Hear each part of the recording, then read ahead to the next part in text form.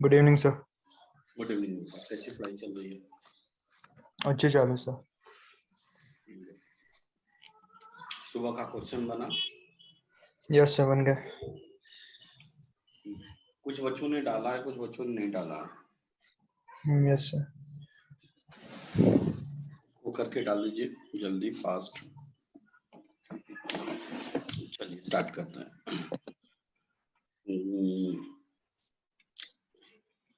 दिग्विजय, बेटा दिग्विजय, दिग्विजय, आवाज आ रही है? दिग्विजय, दिग्विजय,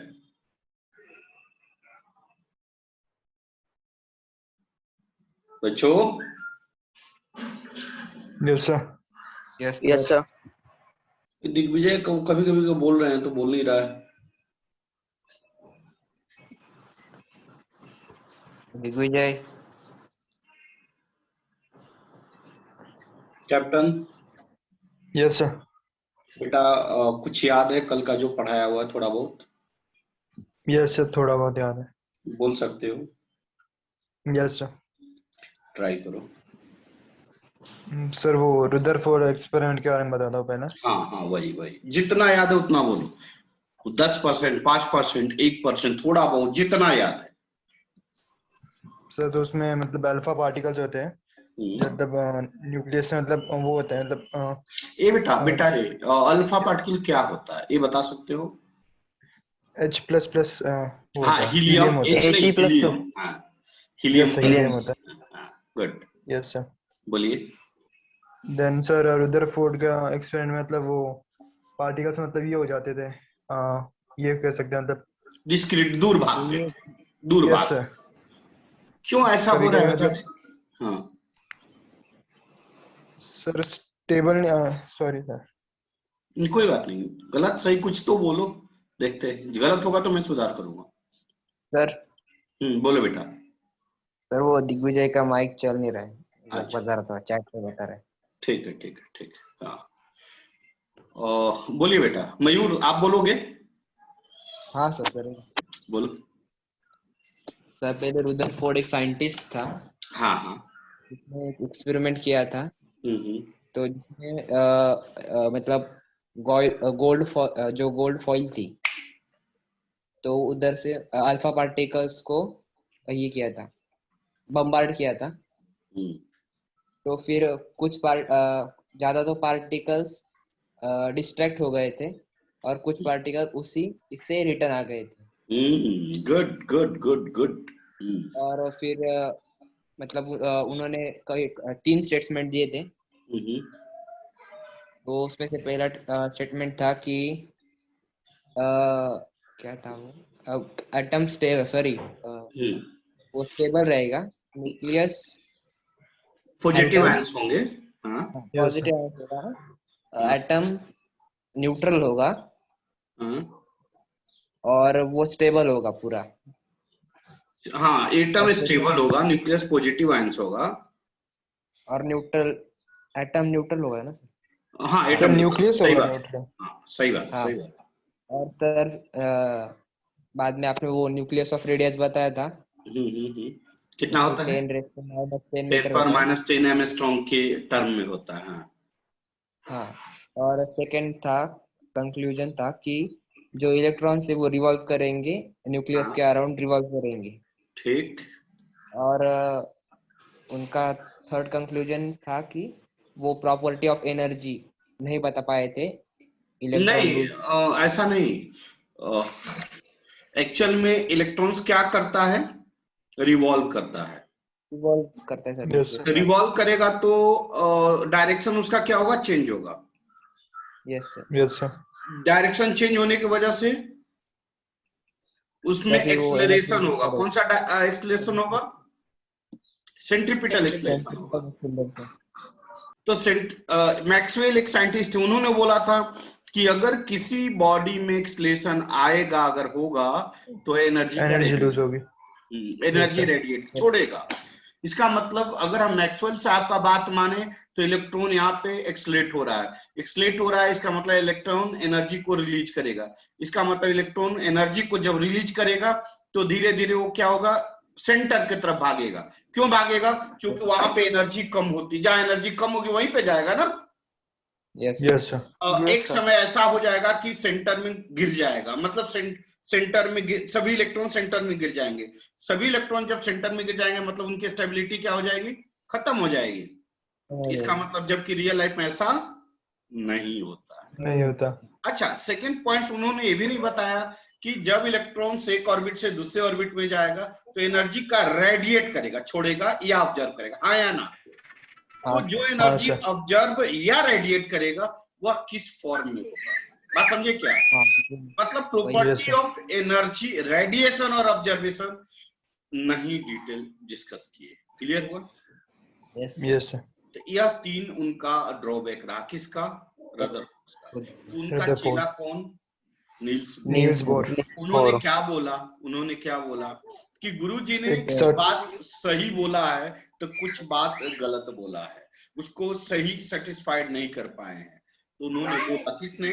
रदरफोर्ड साहब ने, कि इलेक्ट्रॉन एक फिक्स ऑर्बिट में रिवॉल्व करेगा। क्या करेगा? इलेक्ट्रॉन विल रिवॉल्व, पहला स्टेटमेंट किसका? नील्स बोर का। Electron will revolve around the nucleus in a fix orbit. मतलब उन्होंने पहले ही झगड़ा को खत्म कर दिया। उन्होंने बोल दिया कि इलेक्ट्रॉन एक फिक्स ऑर्बिट में रिवॉल्व करेगा। तो सभी लोग उसके ऊपर चढ़ गए, नील्स बोर साहब के ऊपर।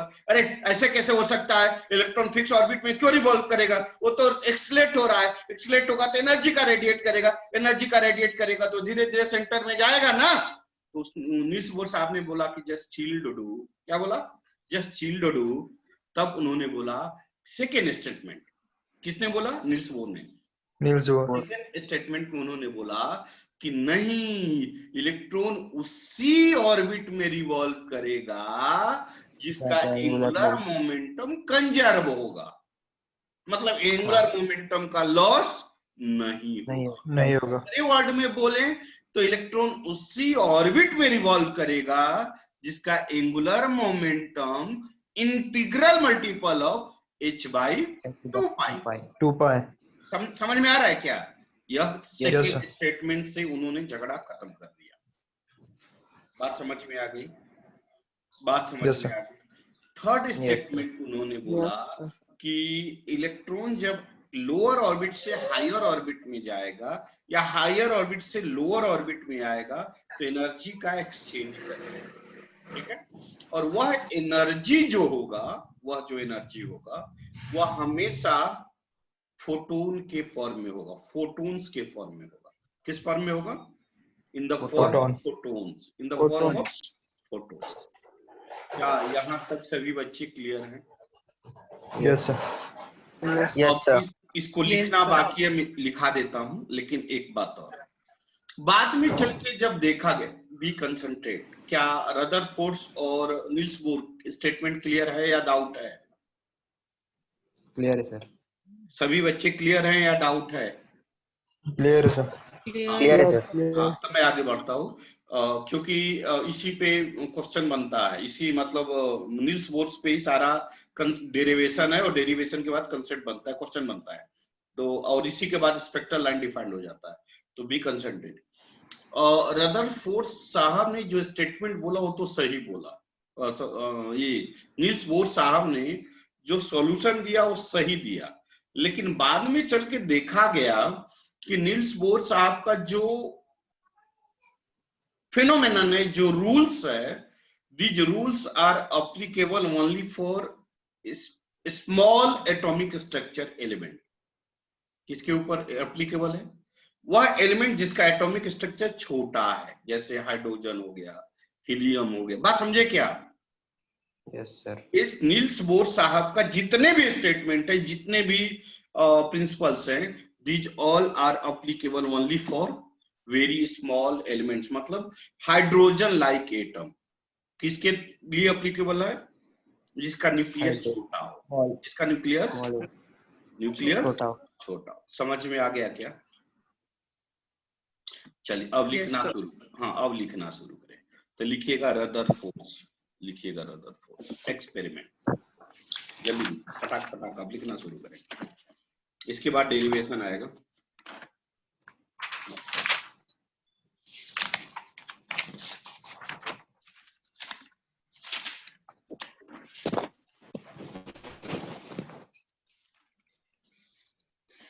लिखिए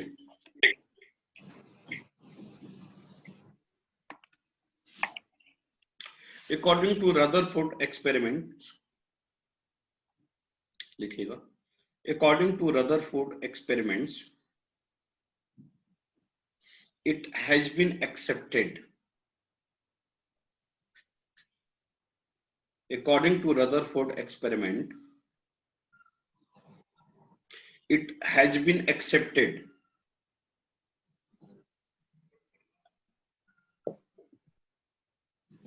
Yes, sir. that positive nucleus is the center of the atom, that positive nucleus is the center of the atom.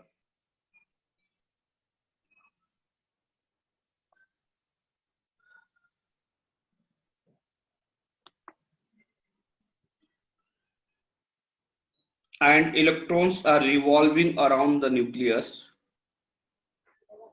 and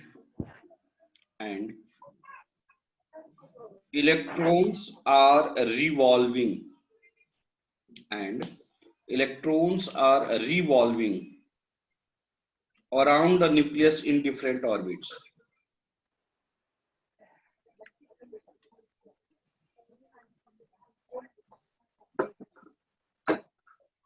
हो गया? Yes sir. अब नीचे Yes, sir. लिखिए एरो देकर, ऐसे एरो देकर पहला स्टेप, पहला पॉइंट लिखे, 2-3 पॉइंट है। पहला point, first point, atom as a whole neutral, atom has a whole neutral. Second point,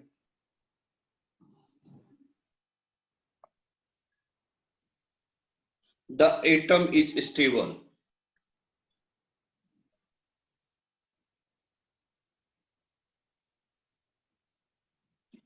Third point, the size of the atom is, the size of the atom is order of 10 raised power minus 10 meter.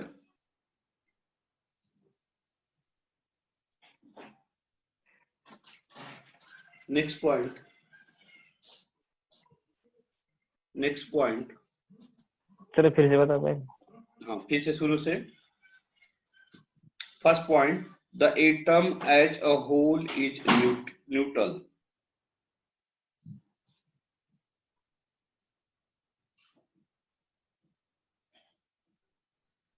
Second point, the atom is stable. Third point, the size of the atom is, the size of the atom is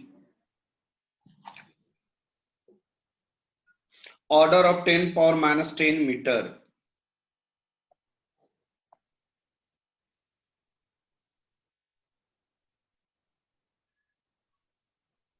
हो गया? And last point, the atom emits discrete radiation. The atom emits discrete radiation. हो गया?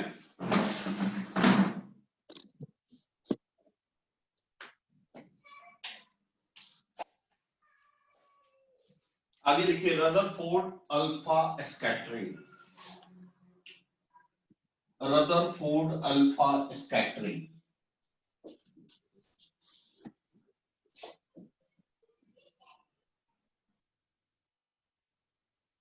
Rutherford alpha scattering, सुनिए पीयूष बेटा, पीयूष, पीयूष आवाज आ रही है? पीयूष, पीयूष,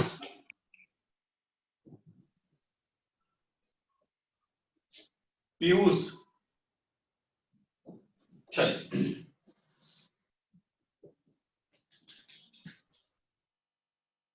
ये क्या है बेटा? एटम या न्यूक्लियस होता है। यहां से हम क्या कर रहे हैं? अल्फा, पहले लिख लीजिए, alpha equal to helium He++। लिखिए, हीलियम क्या होता है? He2 इसको कहते हैं एटॉमिक मास। पता है ना बेटा, इसको कहते हैं atomic number. Yes sir.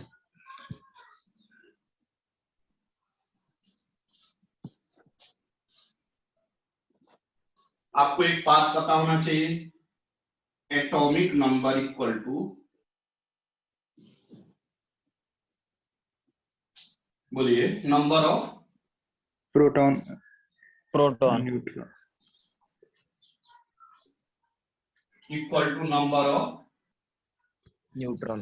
Neutron क्या?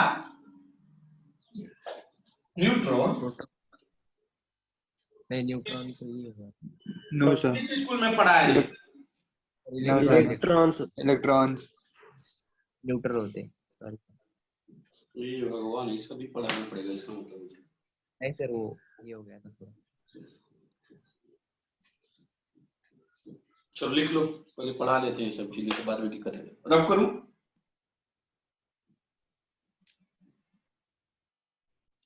रब करूं? देखो,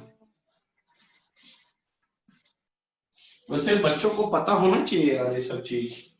मान लो एक्स कोई एलिमेंट है, एलिमेंट, इसको जेड कहते हैं, इसको ए कहते हैं, इसको कहते हैं एटॉमिक मास। एटॉमिक मास, इसको कहते हैं atomic number, atomic number, atomic number. Number. अभी बताया एटॉमिक, किसी भी एटम में number of proton equal to number of electron equal to atomic number. पता है ना? एटॉमिक बता, नंबर। अभी लिखाया था। Yes sir, yes sir.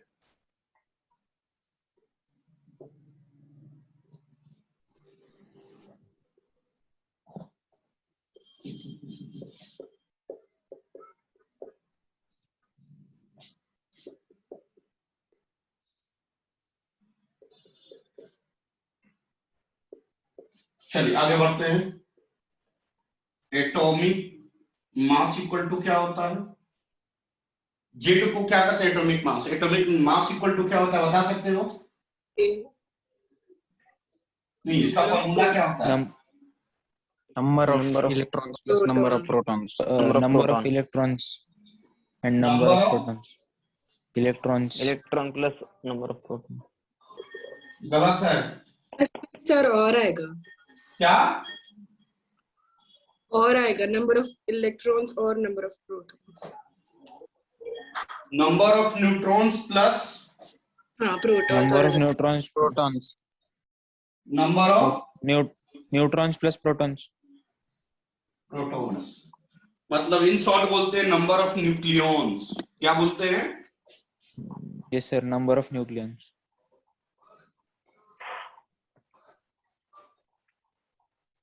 Nucleons मतलब जो न्यूक्लियस में रहता है।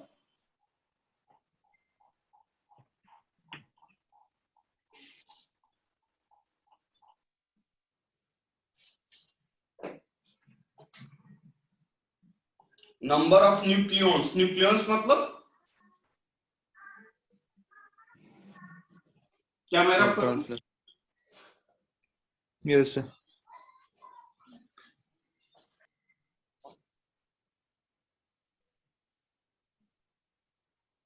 नीचे का रब करो। इसका मतलब number of proton equal to atomic number plus number of neutrons. समझ में आ रहा है, नहीं आ रहा है? Yes sir. आ रहा है सर। क्योंकि जेड इक्वल टू क्या होगा? पी इक्वल टू क्या होगा? ई। जेड क्या है? मास बड़ी क्या था? एटॉमिक नंबर, पी क्या है? Proton. Number of Protons. Protons, E क्या है? Number of electrons.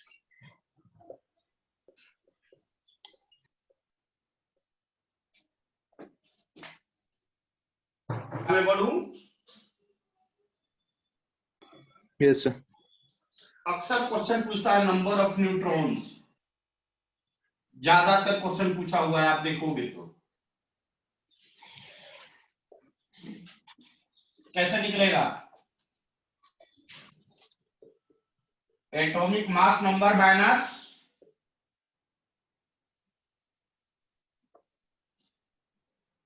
बोलिए एटॉमिक नंबर। ये क्वेश्चन पूछता है, बार बार पूछा है, बार बार पूछा है, बार बार पूछा है, बार बार पूछा है। अगर केमिस्ट्री आप लोग पढ़े होंगे तो जरूर क्वेश्चन सुने होंगे।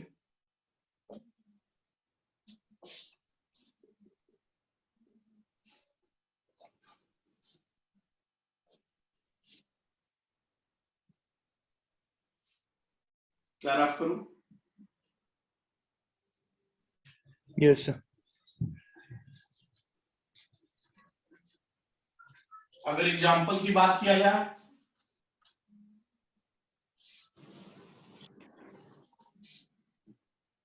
हीलियम 24 एटॉमिक नंबर कितना? Atomic number, atomic mass number 4। तो क्वेश्चन पूछे नंबर ऑफ न्यूट्रॉन कितना हो जाएगा? 4 - 2। 2. 2। ए माइनस, ऐसा कोई जरूरी नहीं कि ए माइनस जेड ही होगा। ए माइनस, मैंने ऐसा क्यों लिख दिया यार, क्यों कंफ्यूज कर दिया? मैंने ऐसा क्यों आपको कंफ्यूज कर दिया? Z is equal to P or E.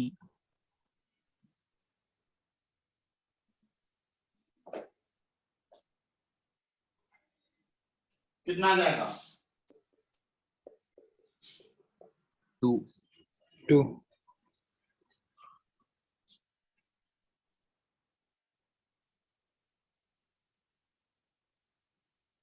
और भी एग्जांपल्स है, आप निकाल लेना, दो चार प्रैक्टिस कर लेना फिर से। रफ करूं? Yes sir. Yes sir. Yes sir. अब मैं आ रहा हूं अपने टॉपिक में। ये सब केमिस्ट्री का थोड़ा सा पार्ट था जो बता दिया। Rutherford scattering, these all are shells, इसके अंदर सेल्स है, क्लियर है ना? ये क्या है? न्यूक्लियस। इधर से क्या आ रहा है बेटा? Alpha particles. Alpha particles. Alpha particles क्या है?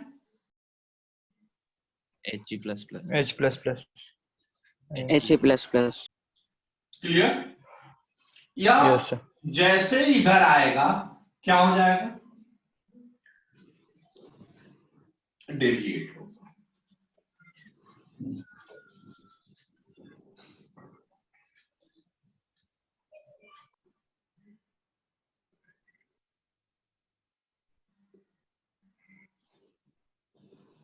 बात समझ में आ रही है? ये सब क्या दिखा रहा है? Yes sir. इसका मतलब इससे हमें क्या प्रूफ हो रहा है?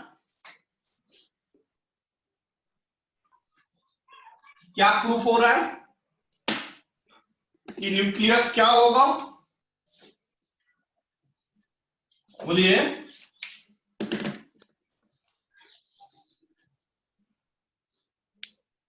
पॉजिटिव आयंस होगा।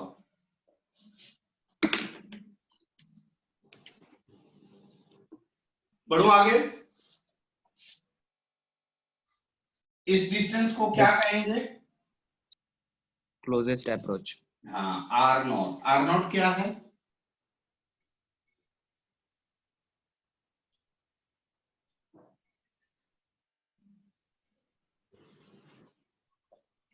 यह क्वेश्चन क्लोजेस्ट अप्रोच से एम्स में भी पूछा है, नीट में भी पूछा है और एडवांस में भी पूछा है। आइए पहले डिस्कस करते हैं, लिख लीजिए आप।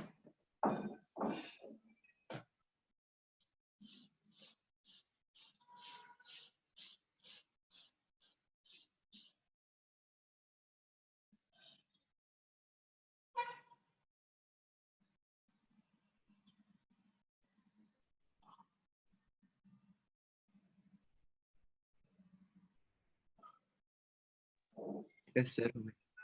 बढ़ो आगे। Yes sir. रफ कर रहा हूं। अब पहले क्लोजेस्ट अप्रोच के बारे में देखते हैं, फिर आगे बढ़ते हैं।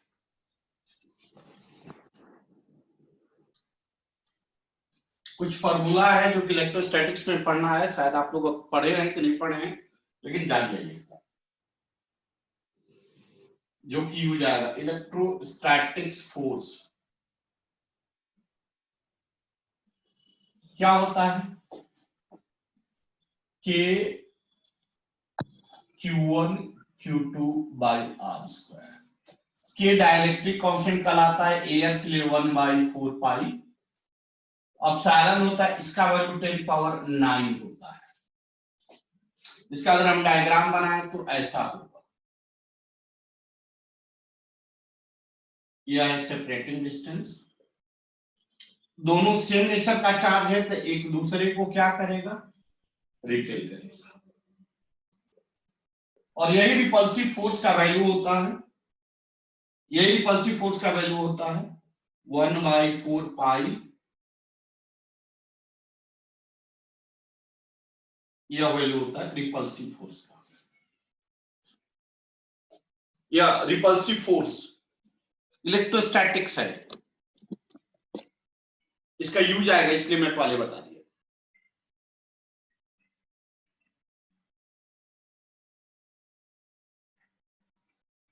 बढ़ो आगे।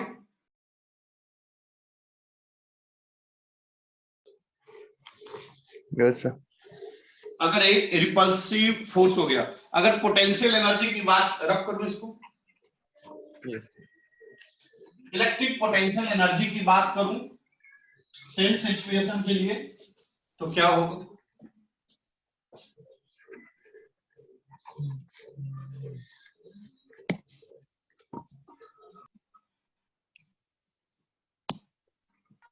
इसके बीच में इलेक्ट्रिक पोटेंशियल एनर्जी की बात करूं,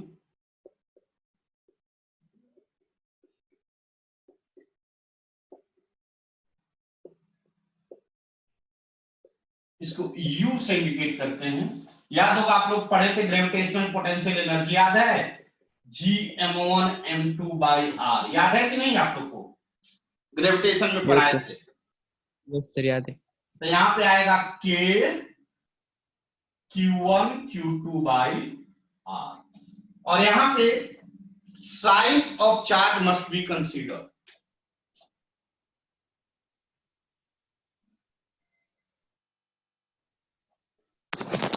अगर नेगेटिव होगा तो वहां नेगेटिव लेना पड़ेगा।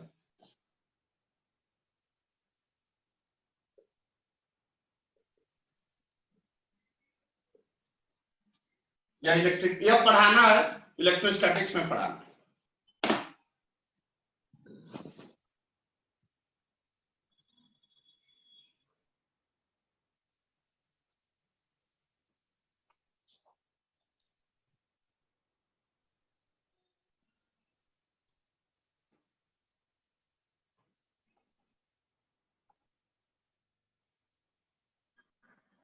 क्या मैं रफ करूं?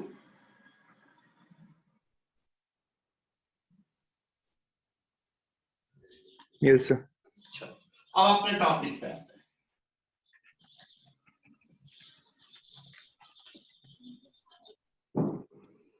बेटा रे ध्यान दो इधर, यह न्यूक्लियस था, यह अल्फा पार्टिकल था जो स्कैटर्ड हो रहा था।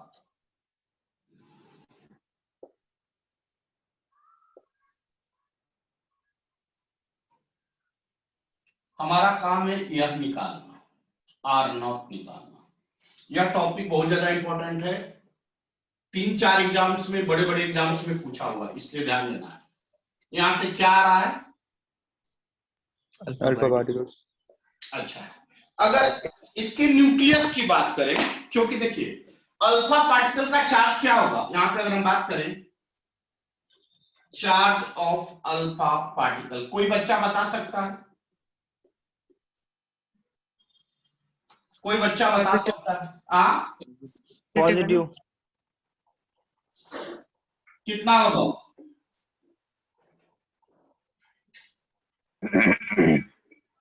हमने ऐसा क्यों लिख दिया, 2e लिखा, क्यों लिखा हमने? 2e क्यों लिखा? Helium plus plus. हाँ, क्योंकि हीलियम प्लस प्लस है, एक इलेक्ट्रॉन प्लस दो इलेक्ट्रॉन निकला है, हाँ या ना? 2 इलेक्ट्रॉन रिमूव हुआ है, तो एक इलेक्ट्रॉन का चार्ज -1.6 × 10 पावर कितना होता है? 19 तो कितने इलेक्ट्रॉन रिमूव हुए हैं? 2। तो चार्ज कितना के बराबर होगा? 2 × इलेक्ट्रॉन, हाँ या ना? Yes sir. Yes sir. नहीं समझा यार, समझे सर? नहीं समझा। मान लो लिथियम 3 ऐसा हो, तो इसका मीनिंग क्या होगा? इस पे कितना चार्ज होगा? 3 नेगेटिव होगा सर। 3 क्या क्या क्या? 3e 3e 3 into E electron। मतलब एक इलेक्ट्रॉन निकला, 2e हाँ, मतलब yes, 2 इलेक्ट्रॉन निकला, 3 मतलब 3 इलेक्ट्रॉन्स रिमूव। तो इस पे कितना चार्ज हुआ? 3e के इक्वल। तो 3e ये अल्फा पार्टिकल पे कितना चार्ज हुआ? 2e। क्या 2e। कंसेप्ट क्लियर हो रहा है, नहीं हो रहा है? हाँ सर, हो रहा है। लिख लीजिए, जिसको हमने Q1 मान लिया।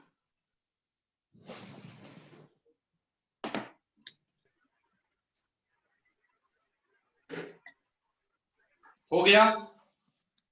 Sir 2 minute. 1 minute sir. हो गया। बढ़ो आगे। Yes sir. नहीं यस सर। यस।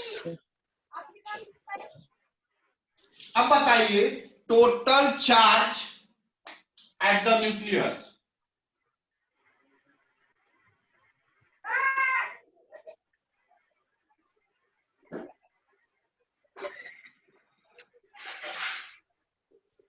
कितना आएगा?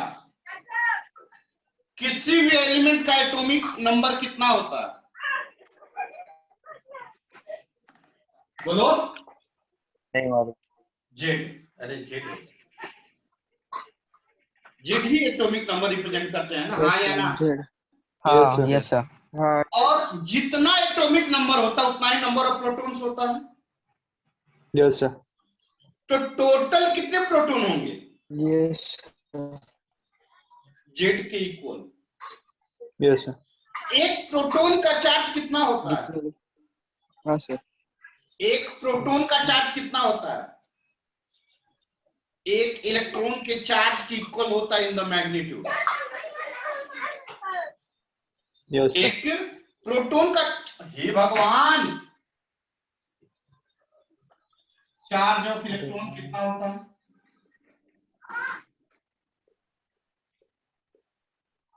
होता है क्या? बोलो। Yes yes sir. Yes sir. क्या यह दोनों मैग्नीट्यूड में इक्वल होता है? Yes sir. हाँ सर। हाँ सर।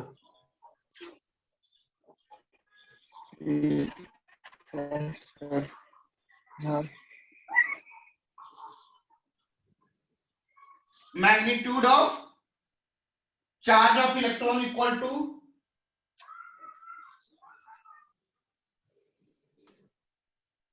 Charge of proton. होता है नहीं होता है?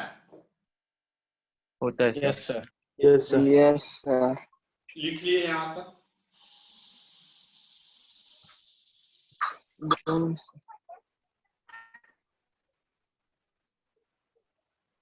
यस सर, हो गया। एक बात बताइए, न्यूक्लियस में कितने चार्ज हैं? कितने नंबर ऑफ चार्ज हैं? जितने नंबर ऑफ प्रोटॉन होंगे, जितने नंबर ऑफ प्रोटॉन होंगे उतने ही नंबर ऑफ चार्ज होंगे ना, हाँ या ना?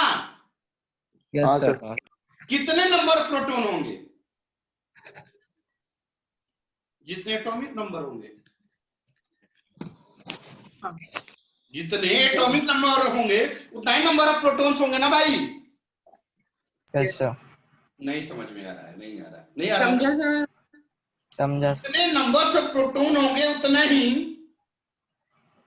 Atomic number. क्लियर हो रहा है? Yes sir. न्यूक्लियस में टोटल चार्ज कितना होगा? Z. Good. Z, Z, Z total number of proton हो गया यार। जेड क्या हुआ? Total number of proton into Total. Charge of proton कितना होता है? 1. Plus 1.6 into 10 raised। ई के इक्वल लिख सकता हूं। हाँ सर। तो total charge of nucleus Z E हुआ। ये बात समझ में आया नहीं आया? Yes sir. नहीं आया? आया सर। आया सर। क्यों ऐसा बोल रहा हूँ बेटा, क्यों बोल रहा हूँ? जैसे मान लो हमारे पास कितने बच्चे हैं, हर एक बच्चा पांडे सर को एक गाली दिया। सुनो, हर एक बच्चा पांडे सर को एक गाली दिया, तो टोटल पांडे सर को कितने गाली पड़ा? बच्चे इंटू गाली। हाँ, बच्चे इंटू गाली, आया ना? तो यहाँ पे कितने, एक गाली क्या हो गया? इलेक्ट्रॉन का चार्ज। और बच्चे, नंबर ऑफ बच्चे क्या हो गया? Atomic number, number of proton, number of proton. Yes. Number of proton किसके बराबर है? एटॉमिक नंबर के बराबर। Yes number. समझे? Yes answer. अभी भी दिक्कत है कि क्लियर हुआ? क्लियर है सर। झूठ बोल रहा है, झूठ बोल रहा है। अच्छा, बढ़ूं आगे या फिर से एक बार और बताऊं? नहीं सर, आगे बढ़ो। यहाँ पे देखिए, total charge of heavy nucleus equal to Z E लिखा। सही लिखा, गलत लिखा? और इसको हमने बोला Q2। क्या मैं नीचे का रफ करूं सब, या सब रफ कर लूं? Yes sir. सब यहाँ से यहाँ तक रफ कर लूं? Yes sir. समझते हुए चलो, घबराना नहीं है।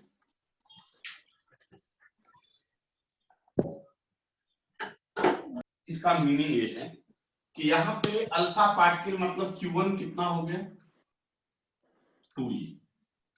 और ये इसका न्यूक्लियस का मतलब Q2 कितना हो गया? जेडी। क्लियर हुआ बेटा? Yes sir.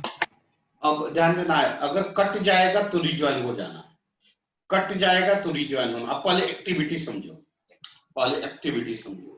यह न्यूक्लियस और इधर से क्या दे रहे हैं? चार्ज। मतलब आ रहा है, मेरी बात समझे क्या? जैसे ही दौड़े दौड़े आ रहा है, कभी कभी एक्टिविटी देखियो, आप आपस में बदमाशी कर रहे हो, खेल रहे हो, एक पांडे से दिख गए, क्या होता है? ऐसा होता है कि नहीं होता है? Yes sir. Same thing, alpha particle आ रहा, दौड़े दे, आंख बंद करके आंसर, जैसे आप फुल रहे, बाप रे पॉजिटिव आए, क्या करेगा? यहीं से भाग जाएगा। बात समझे क्या? Yes sir. समझे सर। मेरी बात बताइए, जब वो दौड़े दौड़े आ रहा था उस समय उसके पास क्या था? अल्फा पार्टिकल के पास क्या था?